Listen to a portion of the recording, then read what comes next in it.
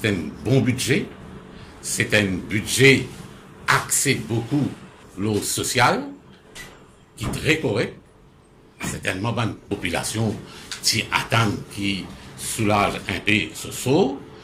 Une des premières fois, finalement, autant de concentration sur le côté social. Certainement, quand on guette le côté social, un petit peu manqué le côté économie.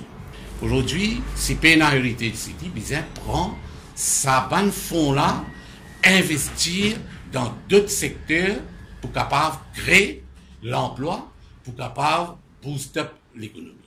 Le gouvernement allait un peu plus vite, prend les fonds que tu peux mettre dans le Heritage City, amène dans Métro Express pour qu'il soit capable, comment dire, un investissement. Et nous croyons qu'avec un investissement massif du côté de l'économie, pour capable atteindre le taux de croissance de 4,1%. Nous très positif là. La première des choses, c'est qu'ils nous apprécient qu'il finit une augmentation budget l'éducation. Une augmentation de 11%, que le budget vient à 16,1 milliards. Et certainement, il y a l'avenue du 9-year schooling. Finalement, un budget de 2 milliards sur 5 ans. Mais nous nous souhaitons plus qui nous connaît quel est le montant de l'investissement pour la première année. Pourquoi tout le monde connaît que nous position le 9-year schooling. La Government Teachers Union lui accueillir le projet du 9-year schooling pour plusieurs raisons. Nous, comme le main stakeholder, nous là pour support ce projet-là et nous pour continuer support lui. La première raison qui fait nous support le 9-year schooling. Vous devez connaître qu'aujourd'hui, un enseignant du primaire, il y en a à peu près 11 sujets qu'il y enseigne. Dans un système compétitif, ça va un sujet qui a été appelé non-cours, comme la musique, civics, pour aussi physical education. Ça va un sujet-là, c'est extrêmement important, mais dans un système hyper compétitif, ça va un sujet-là, c'est perdu. Deuxième point, le côté remedial education. C'est aussi là une autre avancée dans l'éducation. On est dans les primaires, surtout, et dans ce qu'on appelle automatic promotion. Et ça, fait un plaisir d'arriver à ce là, et là, tu peux dire, bizarre, malgré qu'il y ait un circulaire qui dit, bizarre, qui arrête les enfants dans troisième, quand les enfants pas peuvent lire, écrire, arrête-les dans troisième, guette qui manière pour occuper les là, s'ils peuvent connaître, tu peux remettre-les dans le mainstream, mais ça pas fait une fête aujourd'hui. Aujourd'hui, les enfants qui pas connaissent lire, écrire, les monter automatiquement jusqu'à sixième. Et là, quand on trouve un enfant qui, après sixième, tout le monde dit, il n'est pas qu'on écrire, ce nom, il n'est pas qu'on lire, il n'est pas qu'on écrire, mais c'est parce qu'il est victime de ce système qui finit d'exister pendant plus de 50 ans. Mais aujourd'hui, il y a ce qu'on appelle le remedial teachers, qui n'a jamais existé ça. Le remedial teacher déjà en place. Il a déjà recruté, le budget parle de 75 du monde qui peut recruter, certainement l'île une base pilote, nous comprenons qu'il n'est pas capable de mettre dans toutes les écoles à la fois.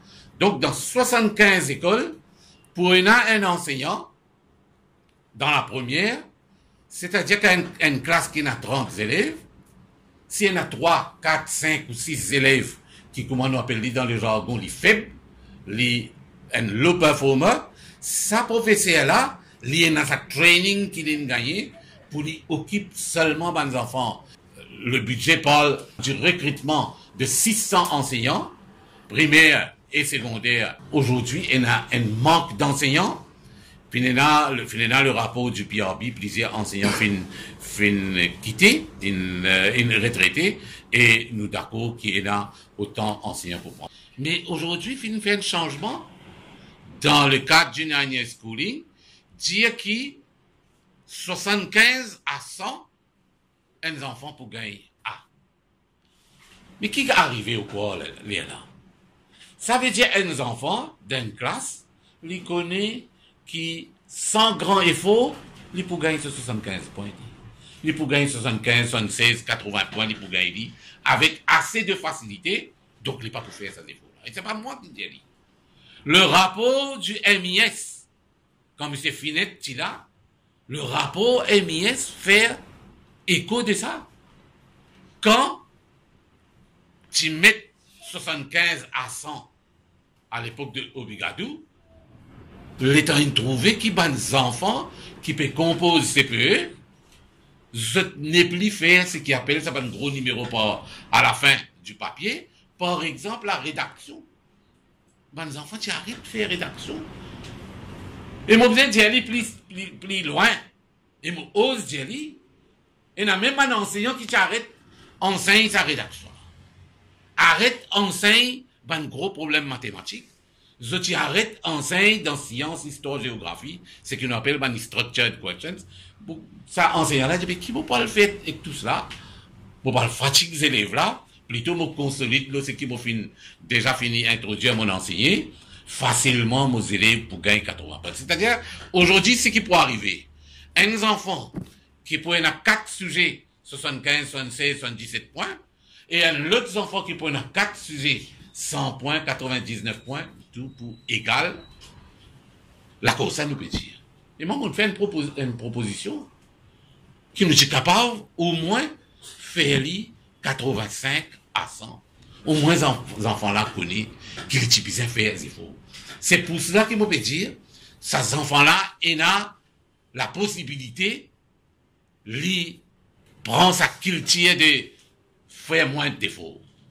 Et quand il fait moins d'efforts, nous connaissons que ces enfants-là, quand pour aller dans le collège, il n'est pas pour faire des efforts qui besoin pour qu'il est capable d'arriver vers l'excellence. C'est pour ça qu'il nous peut dire qu'il besoin revoir ce côté-là.